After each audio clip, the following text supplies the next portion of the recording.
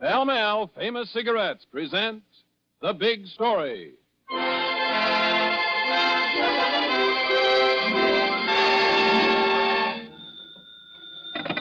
Headquarters. Police? Yeah. This is Walt Kramer, the grain inspector. Yeah. I was just shortcutting back from Cedar Lake across the city dump. Yeah, so? Well, I just saw a pair of silk stockings sticking up out of the dump. Yeah? Yeah. The thing is, there was legs in them. A woman's legs.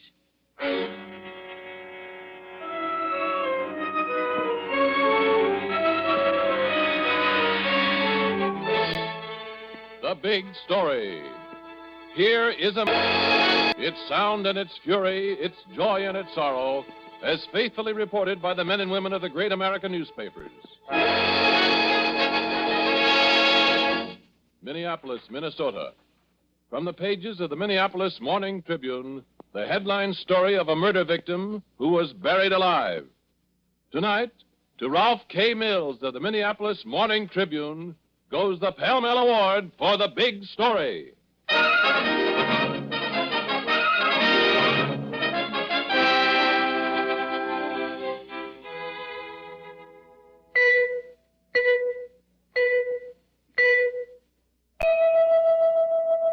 Four notes that are alike, and one that is outstanding. And of America's leading cigarettes, one is outstanding. The longer, finer cigarette in the distinguished red package, Pall Mall. Ladies and gentlemen, have you noticed how many of your friends have changed to Pall Mall? There's a reason. Pall Mall Famous Cigarettes. Good to look at. Good to feel. Good to taste. And good to smoke. Yes, there's one cigarette that's really different. Really outstanding. Pall Mall. For Pall Mall's greater length of traditionally fine, mellow tobaccos filters the smoke of this longer, finer cigarette. Gives you that smoothness, mildness, and satisfaction no other cigarette offers you.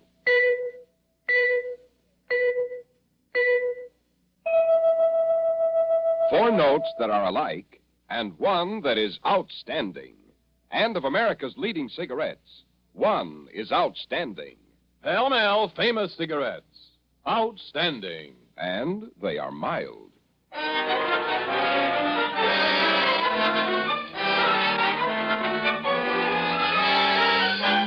And now the story as it actually happened. Rolf K. Mills' story as he lived it. Minneapolis, Minnesota.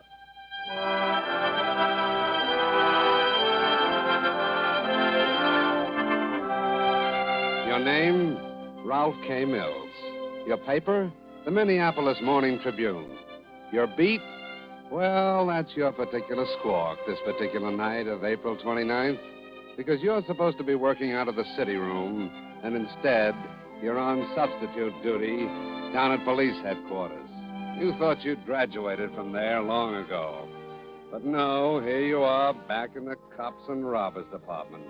As for your big story, well, you don't know it, but there's one cooking. It starts way back before you even joined the paper, like this. How many times do I have to tell you not to slam that door when you come in? I'm sorry. Sorry, that's all you ever say, and then you go right ahead and do it all over again. I said I was sorry. It wasn't my fault. The spring's busted. Well, why don't you fix it? I will. I will. Promises. Oh, lay off of me, will you, honey? Don't you honey me. I was on you make me sick. Come on, let's go out and get something to eat. Go out? I just came in. Oh, golly, I thought... Now what?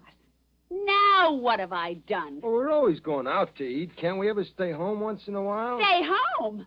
When do we ever go out? When do you ever take me out? Oh, that's not fair. Well, last week Never mind.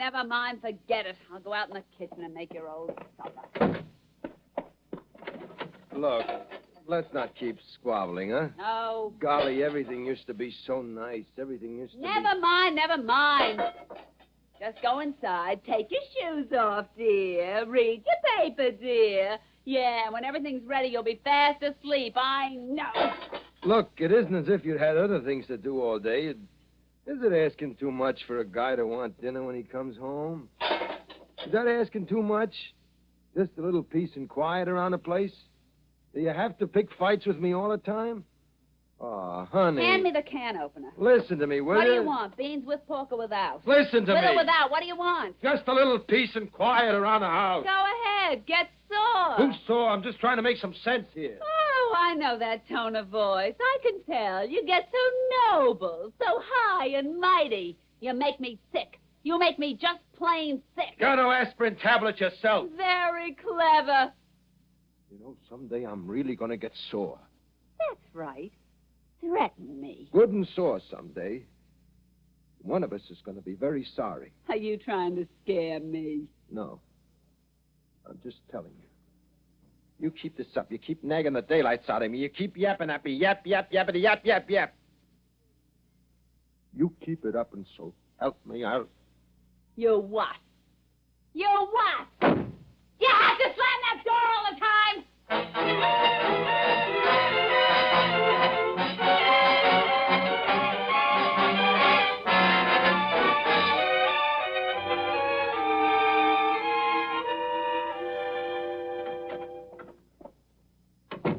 Honey, you home? Honey? Hey!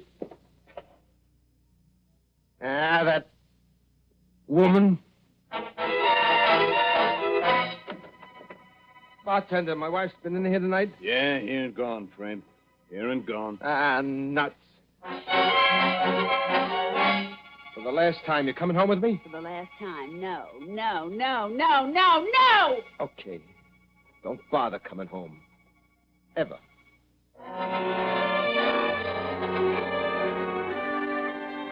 Nothing of that can you know. You, Ralph K. Mills, police reporter for the Minneapolis Morning Tribune, do not have a backward-looking crystal ball. All you know is that it's a pretty average Friday night down at police headquarters. And average means dull. The desk sergeant's got a call. Probably the same old routine. Nothing. Headquarters. Yeah. Yeah. Yeah, so? Yeah? Nothing, huh? Not the way you rushed into the other room. And out comes your friend, Detective Peterson, with this. You say you had a date tonight, Rolf? Yeah, and a deadline. Why? You got another date now, you and me. Where? Down at the city dump? Very funny. With who? A corpse. In silk stockings. You coming?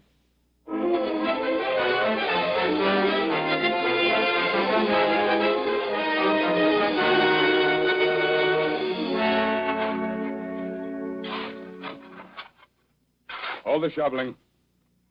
That does it. What a beating she took. Yeah.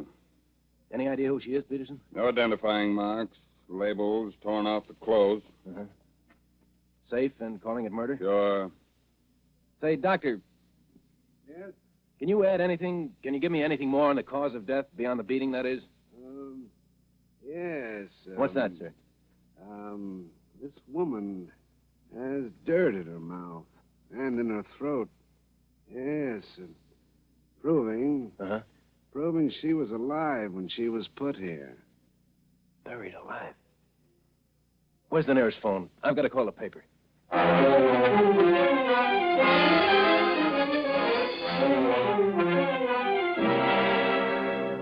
I'll have to hold you for the fast mail edition, George. Guess so, Ralph. You'll stick with it, huh? Oh, sure. But don't set your heart on an identification by the next deadline or a solution for the final edition, complete with killer attached. Could be done. Sure, by Sherlock Holmes, the FBI, to... Hey, the man is serious. Look, George, this one will go down in the books marked unsolved. Believe me. Never can tell. Just you stay with it. After all, you've got a whole hour till the next deadline. An hour. Might as well be a week. Remember, George, what I've got is a press card, not a crystal ball.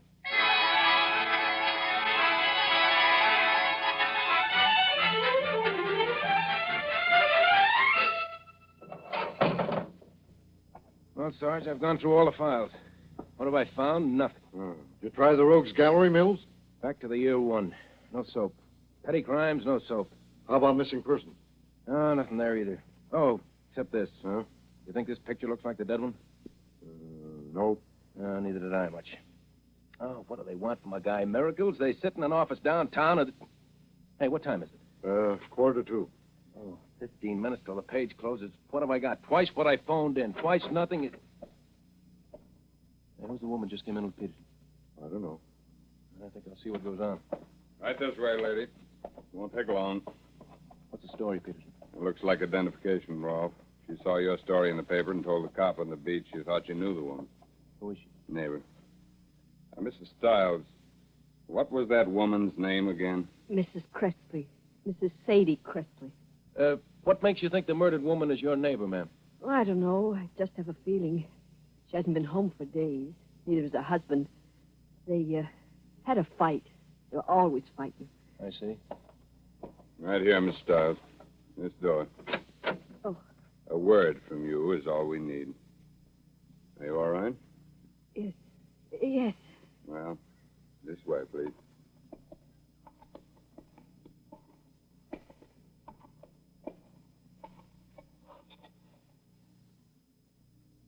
Ready, man? Yes.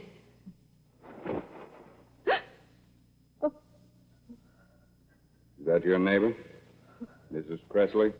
Well, Take your time. Be sure. Yes? Look. But, oh, her face. She's so... No, I mean, yes. Please. Mrs. Stiles. Yes. Yes, that's her.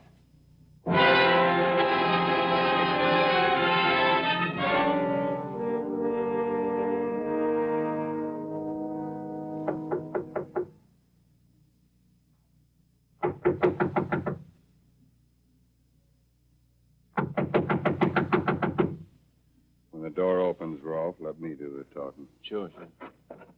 Peterson from police headquarters. Does a Mr. Cressley live here? Yes? Is he home?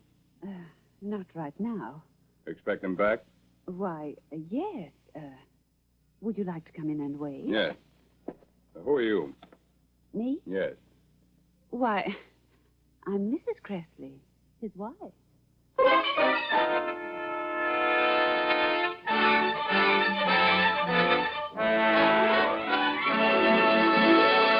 We'll be back in just a moment with tonight's big story, but first a word from Cy Harris. Ladies and gentlemen, have you noticed how many of your friends have changed to Pell Mell? There's a reason. Pell Mell famous cigarettes, Good to look at, good to feel, good to taste. and good to smoke. Yes, there's one cigarette that's really different, really outstanding. Pall Mall. When you pick up a Pell Mell, you can see the difference, you can feel the difference. And when you smoke a Pell Mell, you can taste the difference. For Pall Mall's greater length of traditionally fine, mellow tobaccos filters the smoke of this longer, finer cigarette.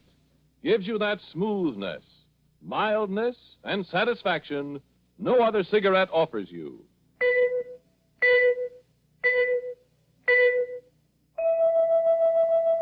Four notes that are alike, and one that is outstanding. And of America's leading cigarettes, one is outstanding.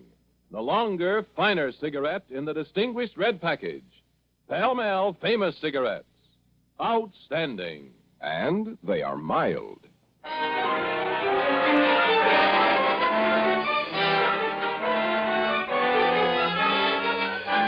Now, we return you to our narrator, Bob Sloan, and the big story of Rolf K. Mills, as he lived it and wrote it.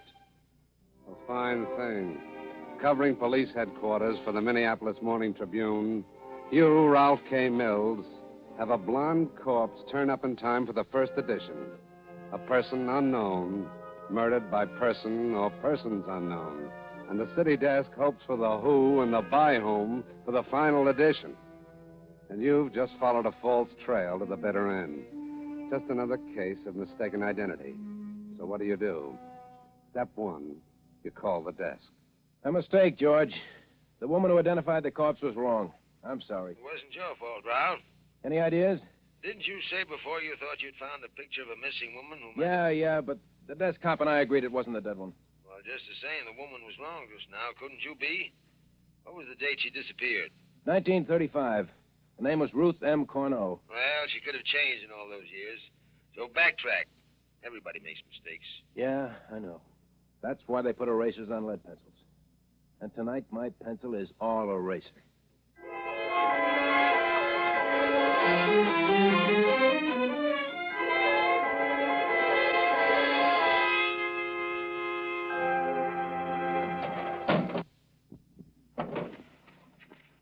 Stone, Collins, Compton, Copley, Corneau.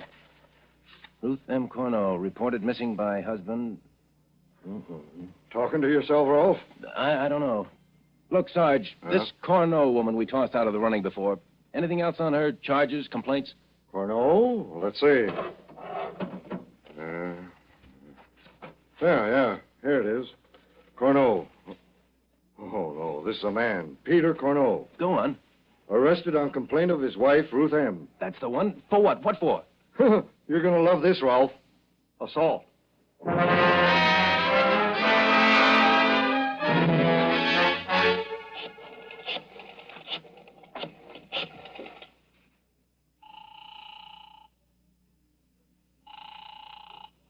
Hello? Joe Lopez? Yes, sir. Mr. Lopez, this is Rolf Mills down at headquarters. What's with headquarters? I'm in trouble? No, sir. I'm from the Morning Tribune. I'm checking on somebody who used to live in your boarding house. Huh? Can I ask you 3 questions? I don't know. Just 3 simple yes or no questions, okay? Okay. 3. Okay. Do you remember a couple named Corneau, Peter and Ruth? Yes. That's one. Good. Do you know where they are now? Him? No. Her, she ran away from him. Kicks around restaurants, clubs, you know. That's 2. 3. Would you know her if you saw her? I guess so. They owe me back rent. Well, would you come down to headquarters? You say 3 questions. No. This is Detective Peterson, Lopez. Will you come downtown to identify a body? Yes.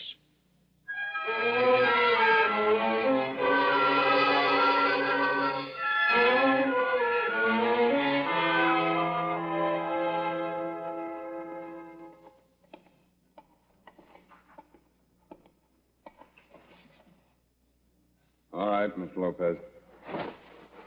Take your time, Mr. Lopez, be sure. Well?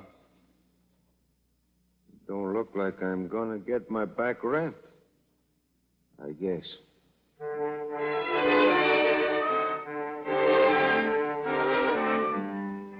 For the identification, you say goodbye to Detective Peterson until later.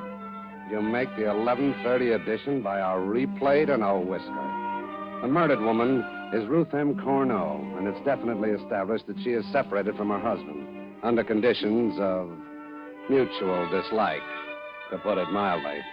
And so, you have the victim, the motive, and the problem of finding suspect number 1, the husband. Then on your own, you start checking all over town. But while you walk the jukebox and neon trail, the husband is being questioned down in Florida. Private First Class Peter Corneau reporting to Captain Carroll as directed. That is Corneau. Yeah. You're a Minneapolis boy, Private? Yes, sir. Ever in trouble with the police? Nothing serious, sir. I'm instructed by Detective Peterson of the Minneapolis Police to tell you that anything you tell me may be held against you. He just called me. I see, sir. You married, Corneau? Separated, sir. Sir, Later. Where were you last night? On pass, sir. I reported duty at Reveille today. Where'd you go? Fishing, sir. Can you prove it? And then I was with Ken. Sir? You didn't leave the state of Florida? On an overnight pass. Sir? All right. You say you're separated from your wife? Yes, sir. Prepare yourself for a shock. Last night she was murdered. I see. I figured somebody... What's that, man? I said I knew somebody would someday. You want another pass? Excuse me, sir? I said, do you want me to write you a 3-day pass for her funeral? No. No, thanks, sir.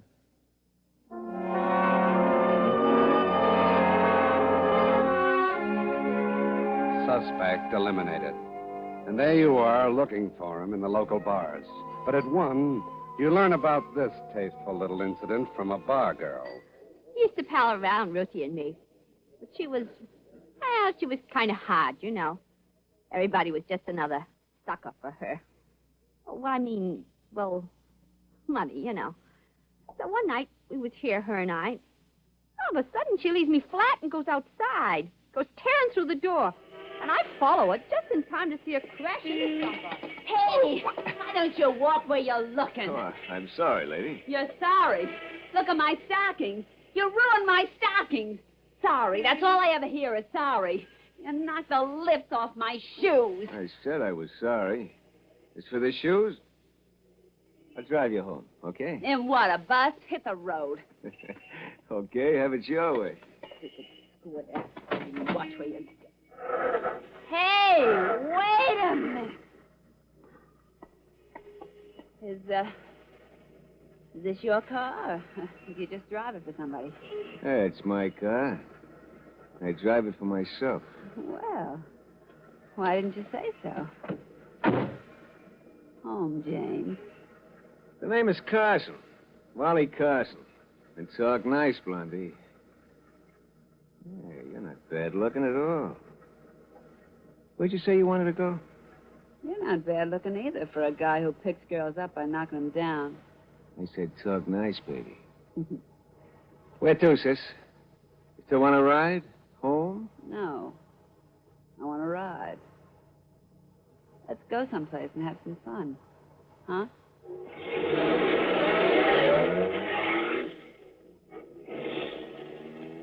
While the bar girl's telling this, you check your watch. A half hour to final deadline. You're coming closer. Very close. All you need now is... What'd you say the name of that pickup guy was? Wally Carson. She went with him steady after that. Thanks. Thanks a lot. I'm going to try another bar, but here, buy yourself a drink with something in it to drink for a change.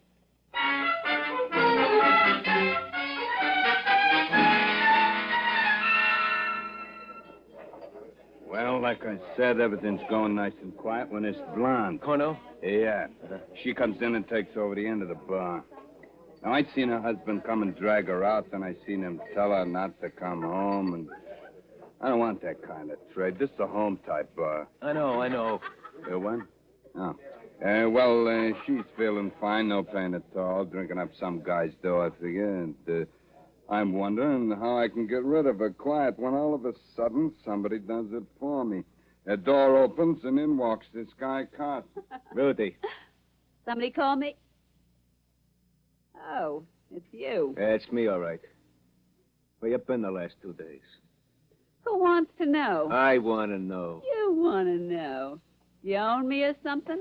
Stop pushing me around. Who push who around? You make up to me? You take me for everything I got? And you call that me pushing you around? Come on, you're getting out of here. Ah, your meter's running. Come on. I like it here. I said get out now. Come on. You cheap square, you make me. Go on, hit the road. You get out of here. You let me go. Take your hands off me. Who do you think you're pushing around? Let go of me. Who do you think you are pushing me around like this? That's it. Me, it's none of my business. I would have paid him to take her away, anybody. And that's all. Uh-huh. When'd you say this was? Well, didn't I tell you? Only last night it was. Just last night.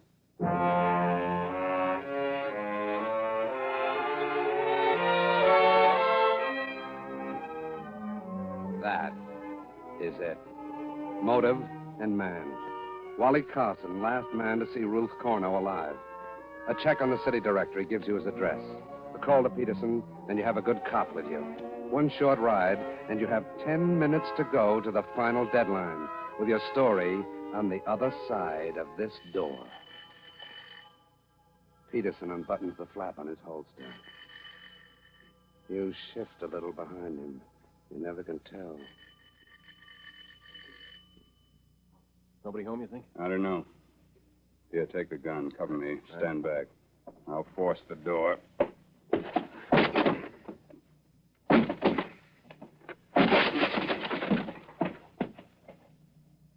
Holy... It's a shambles. Look at the blood on the walls. Carson! Watch at the other room. Carson, come out with you. Pete, look. There's a note in the couch. Uh-uh. Don't touch it. Okay to read it? Go ahead. Dear Mother, Your mother? I'm sorry. We had a terrific fight. I loved her, and I couldn't stand to lose her. But I couldn't hold her. I guess nobody could. Money in watch pocket for rent. I'm going away. Hope we meet soon. Phone the coop. Can I use the phone? You're sure, and you can read them the note, too. Thanks. You know, there's something about this note. Money in watch pocket.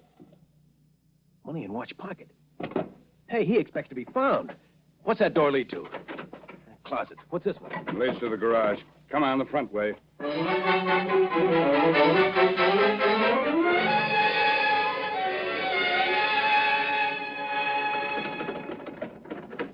Locked. From the inside. Wait a minute. Listen. Engine's running. He gets down on his knees. So do you. You sniff at the bottom of the door. You both say one word. No. Two. Carbon monoxide.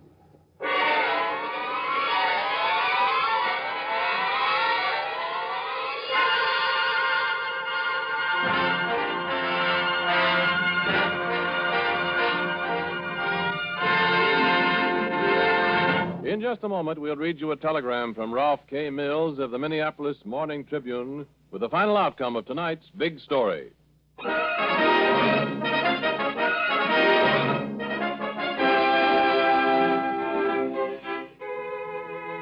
The cigarette that's really different. The longer, finer cigarette that's really outstanding. Pall Mall Famous Cigarettes. Good to look at. Good to feel. Good to taste. And good to smoke. Yes, Pall Malls are good to look at, good to feel, good to taste, and good to smoke.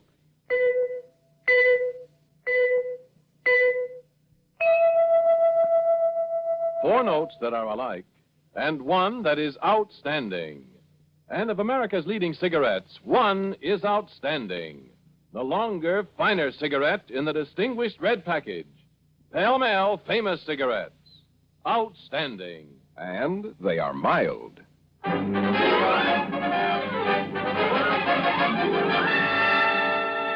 Now we read you that telegram from Rolf K. Mills of the Minneapolis Morning Tribune. On entering garage, we found that killer in tonight's big story had escaped beyond the law by committing suicide. Solution of case came at 3 a.m., 9 hours after start of investigation, and in time for the final edition. Many thanks for tonight's Pall Mall Award. Thank you, Mr. Mills. The makers of Pall Mall Famous Cigarettes are proud to have named you the winner of the Pall Mall $500 Award for notable service in the field of journalism. Listen again next week, same time, same station, when Pall Mall Famous Cigarettes will present another big story. A big story from the front pages of the Mobile, Alabama Press Register. Byline, George Cox. A big story about a murder, an escape, and a manhunt.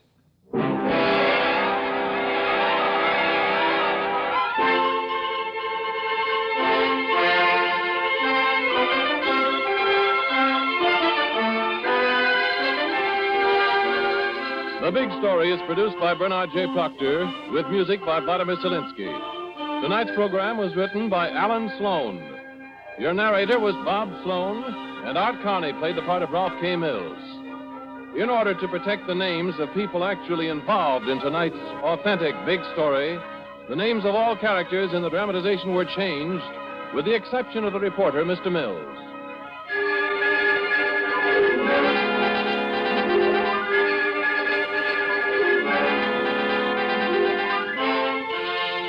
This is Ernest Chappell speaking for the makers of Pall Mall Famous Cigarettes.